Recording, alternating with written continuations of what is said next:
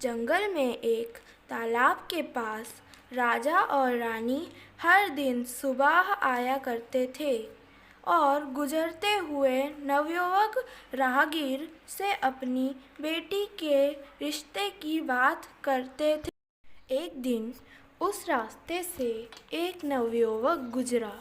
राजा उस युवक को रोक के बोले, हे युवक, मैं इस राज्य का राजा हूँ, क्या तुम मेरी बेटी से विवाह करना पसंद करोगे? युवक चतुर था। वह मन ही मन सोचने लगा, जरूर दाल में कुछ काला है। युवक बोला, महाराज, मैं लड़की देखे बिना अपनी जिंदगी का फैसला नहीं ले सकता, क्योंकि पूरी जिंदगी मैंने उसके साथ गुजारनी है।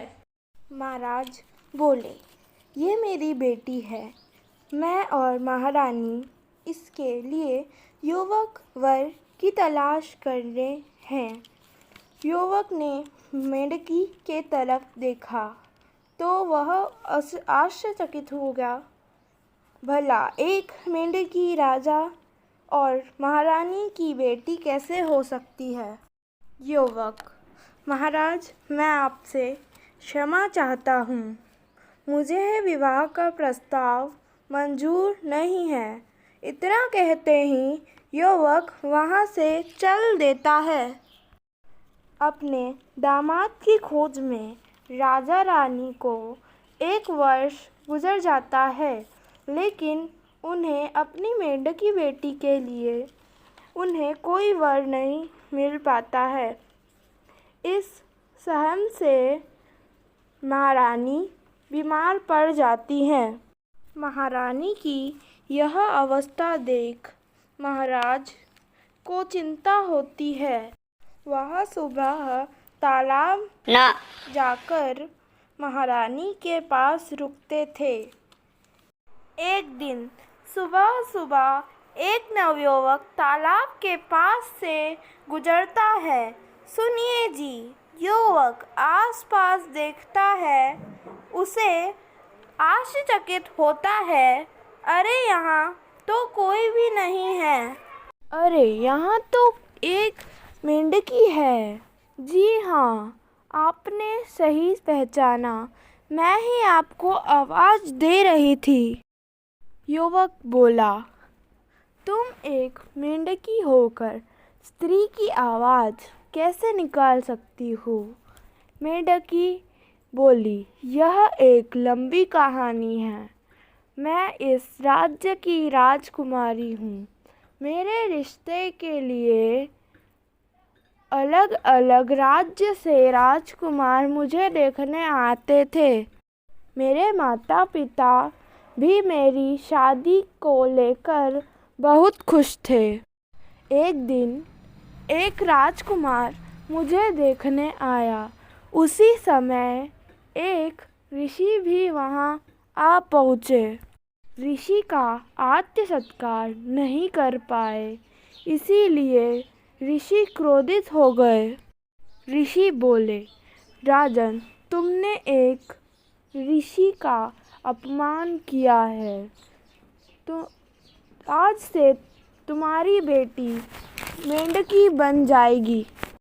मेंढकी बोली, ऋषि के श्राप से मैं तुरंत मेंढकी में परिवर्तित हो गई। माता पिता ने ऋषि से काफ़ी क्षमा याचना की। ऋषि बोले, जंगल में एक तालाब है, तुम अपनी मेंढकी बेटी को छोड़ आओ। रोज सुबह वहाँ से गुजरने वाले युवक से अपनी बेटी की शादी की बात करना, तभी वह युवक शादी के लिए हाँ करेगा, तो तुम्हारी बेटी वापस राजकुमारी रूप में आ जाएगी। मेंढकी बोली, क्या तुम मुझे अपनी पत्नी स्वीकार करना चाहते हो? युवक बोला, मैं तुम्हारी बात का कैसे विश्वास करूं? मेंढकी बोली, तुम एक भले और अच्छे युवक हो। तुम्हारे हाँ करने के बाद भी मैं राजकुमारी के रूप में परिवर्तित नहीं हुई, तो तुम यहाँ से जा सकते हो। युवक को मेंढकी की बात अच्छी लगी। युवक बोला, मैं तुमसे शादी करने के लिए तैयार हूँ। मैं तुम्हें अभी से ही अपनी पत्नी स्वीकार करता हूँ। मैं तुम्हें यह वचन देता हूँ, मेंढकी में कोई परिवर्तन नहीं होता है। मेंढकी युवक से कहती है, स्वामी, आपने मुझे पत्नी के रूप में स्वीकार किया है, लेकिन मैं अपने पूर्व रूप में नहीं आ पा रही हूँ। स्वामी, क्या तुम मुझे छोड़कर तो नहीं जाओगे? युवक ईमानदार था। युवक बोला, प्रिय, तुम घबराओ नहीं। युवक ने गरज लगाते सैनिक को बुलाया और सैनिक को महल जाने को कहा। सैनिक ने महल आकर राजा रानी को संदेश सुनाया। राजा रानी तुरंत तालाब के पास गए। ऋषि भी वहां आ पहुँचे। ऋषिवर को देखते ही राजा की जान में जान आई। राजा ने ऋषि से कहा, हे ऋषिवर, आपने तो कहा था कि जैसे ही कोई नवयुवक शादी के लिए हाँ करेगा, वैसे ही मेरी बेटी राजकुमारी रूप में परिवर्तित हो जाएगी। ऋषिवर बोले, हे राजन, तुम मेरे दिए गए वरदान को भूल रहे हो।